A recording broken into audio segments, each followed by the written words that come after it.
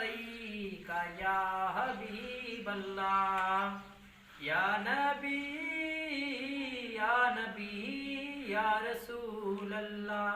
कोई दुनिया ए अदा में नहीं हमदार तेरा। कोई दुनिया ए अदा में नहीं हमदार तेरा। वो जो हातिम को नहीं दे नज़ारा तेरा। वो जो हातिम को मेरे नहीं नज़ारा तेरा। उठे उठे देख के बखी, के उठे देख के बखी।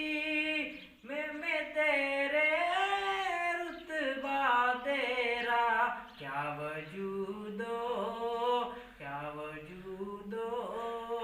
करम है शहे बदहा।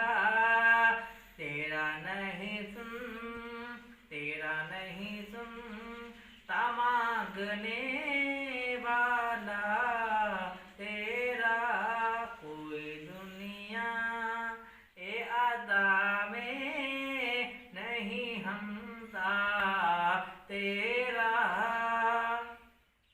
कुछ बशर होने के नाते, कुछ बशर होने के नाते तुझको खुद सा जाने। कुछ बशर होने के नाते तुझको खुद सा जाने। और महज़े ही पयामी, और महज़े पयामी खुदा ही जाने। उनकी औकात ही क्या है ये कि इतना जाने। फर्श वाले तेरी शौकत का आलू क्या जाने। फर्श वाले तेरी शौकत का आलू क्या जाने। कोई दुनिया ए अदा में नहीं हादिम तेरा।